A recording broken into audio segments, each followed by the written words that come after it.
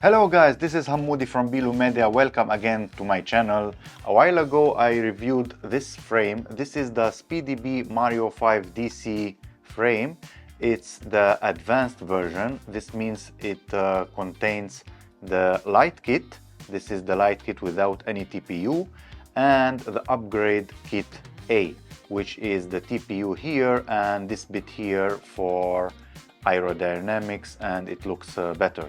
Today I will be reviewing the SpeedyBee Mario 5 XH version. It means that it's not a dead cat and it has the X version, which is better for freestyle, but basically it's the same as this one, but it has the X legs. I mean, there will be something like this, and it's the Pro version, which means that we have now the upgrade kit B that we will look in a second. So let's open the box and see what we have inside. Mainly it's gonna be the exact same stuff as the other one. So let's start with the frame. So we have here the legs, which I see they are exactly the same, which makes sense. In the other version, the DC, the back legs were a little bit longer than the front ones, which makes sense. Yeah, they mainly look the same.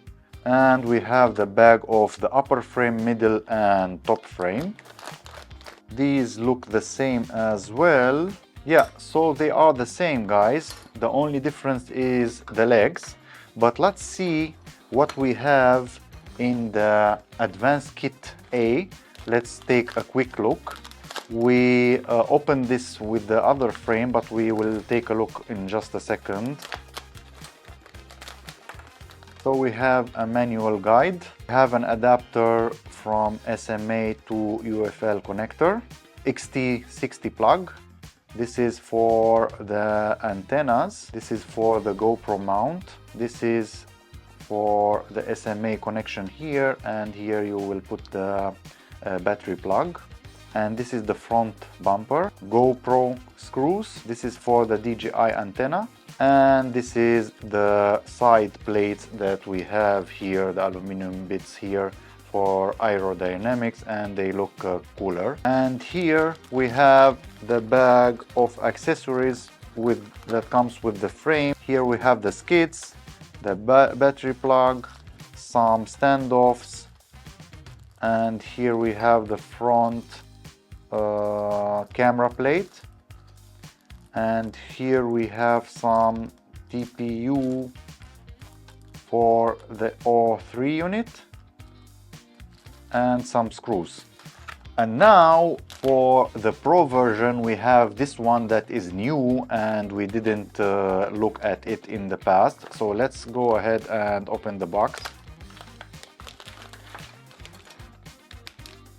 So in the Pro kit you have the strap, otherwise you have to buy it separately. So in this kit, in the advanced kit B, you have this one. You can buy the frame as an advanced kit with all what you see here, or you can buy the advanced kit B in case if you have already this one and you want to put the advanced kit B.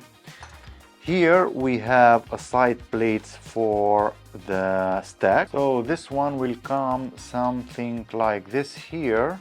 We will see in a second when we install it, something like this. And what is cool about this, that they provide you with the LED here, which you put here in this opening, which will look very, very cool. We have some housing for the motor wires. I mean, you put the motor wires and you attach them here on the frame. Some screws, and those are very, very cool.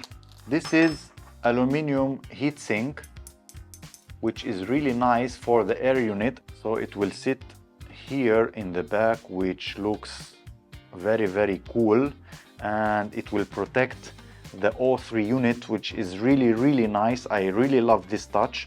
I mean, It will protect the O3 unit from crashing and damaging the O3 unit, which is expensive and it's very good.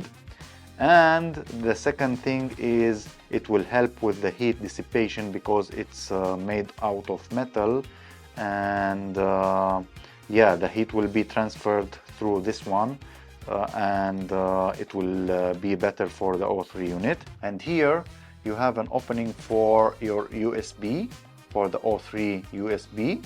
You have some small holes for the binding button. What is really nice about this is that the air unit will be a little bit higher. O3 will sit here in this opening and it will sit a little bit higher, so it is very good for the cable management as they will come under the frame, which is really nice. I really love this touch. This is the bottom plate, and these two things comes here like this, one here and one in the other side. And the arms, you have openings here, I mean a groove, and you put simply one on the other and you put them here like this, and the other arms as well in the back. And here in the parts, in the arms, come M3 by 16, so here one and here one, and in the middle comes M3 by 12.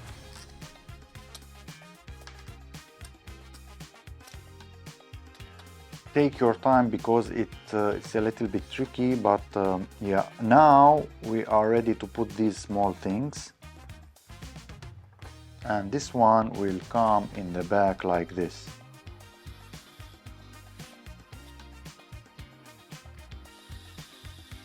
So it took a while, but take your time because it's a little bit tricky to do it. You have to hold the arms like this and put the bottom plate. Maybe if you can find someone to help you, it's a good idea to hold things for you. But make sure that the frame sits correctly and the small bits here inside sits correctly and there is no gap or something, because you have a groove in this plate and in this plate, and the small bits here has to sit correctly. And now we can put the standoff here in each of the arms, and with an M3 by 6 screw we can attach the standoffs in the back here. And this small TPU we can put it in the back here. This is for the antenna. And now we are ready to prepare our camera cage. We have the shorter standoffs here that will come into this step, and we have the GoPro mount that is part of the build as well. You can put it without this, but I guess it is better to put it if you need to use a GoPro in the future and it doesn't hurt. So we put the standoffs right here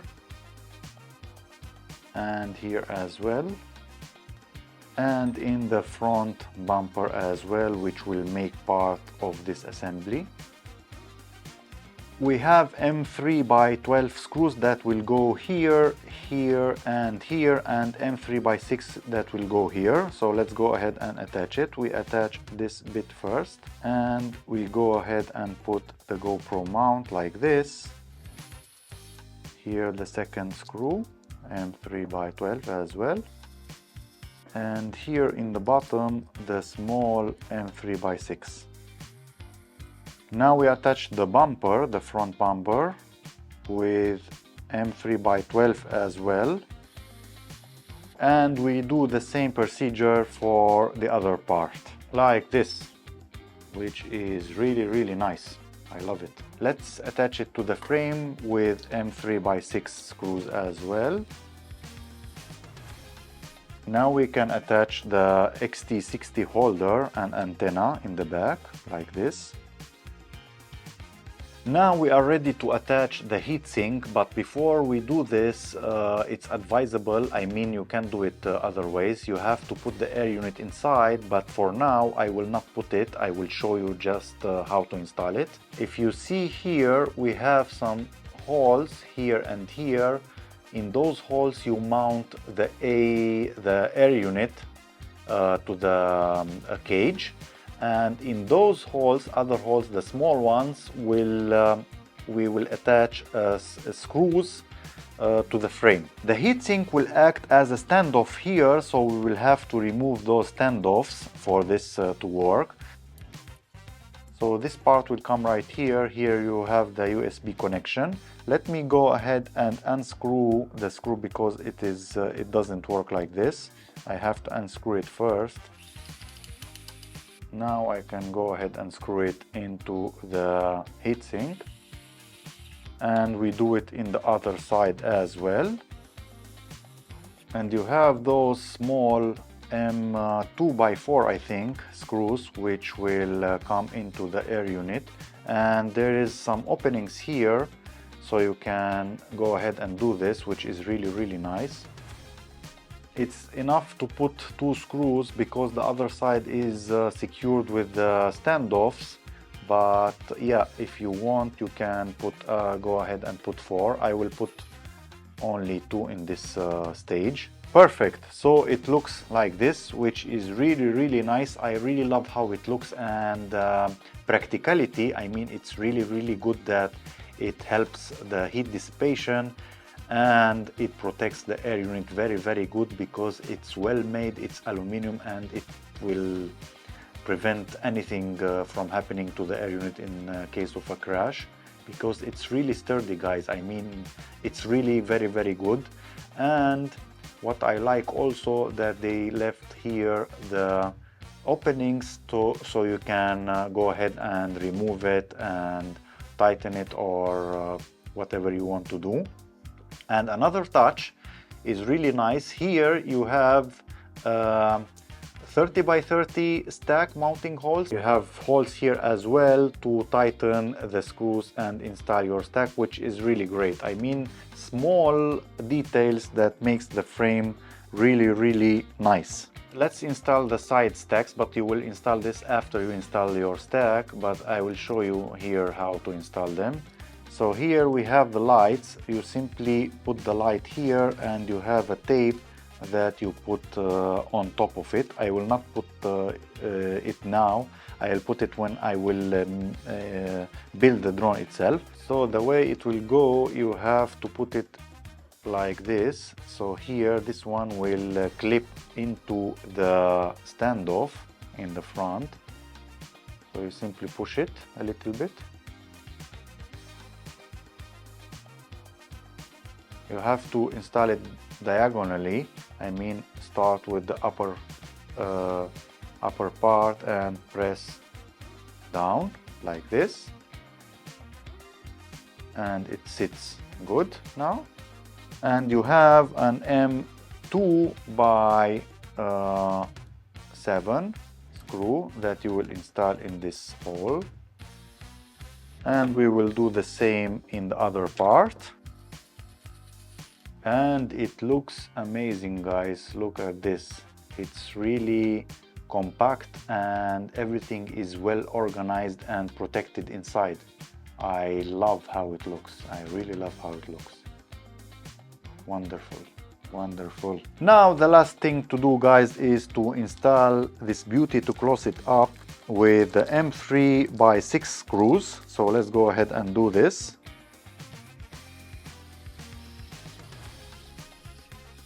And you can go ahead and install the camera mounting. This is rubber as the other one, and the gray one is TPU and much harder. Let's put the yellow one. So here we are, guys. It's finished and it's looking really good. Look at this. I mean, it looks fantastic. I love the heatsink and the stack protection. It's really protects your electronics and it gives it a special look, a really nice look. And it's organized well organized, and it looks fantastic. And it is very similar, as you can see, to the Dead Cat version. The only thing that differs is the arms on the Dead Cat version is further to the back. This is the Dead Cat version, sorry. And all the other things are mainly the same. So you can put the heat dissipation air unit and the stack protection in this too, which I think I will do. I will make the Dead Cat version, I think, and I will keep this for another build. So it's really nice, guys. I really love it. It looks fantastic. I love all the features that it has. I like this aerodynamic things right here, and I think it gathers some air to cool the stack inside, and yeah, so the air will come here and will travel into the stack itself, I guess. And the heat dissipation unit here is really nice, which helps to cool the air unit and in the same time protect it very well. And I like that it has the opening here. Here, if you can see, you have an opening to put your capacitor here between this and this plate, which makes it really convenient and really nice. And you have this one here for the cable management, for the receiver here. You can put the receiver here inside, which is really very good. I didn't put the XT connection here, but you can put it. You can put this here. I put it in the other build and it will look like this.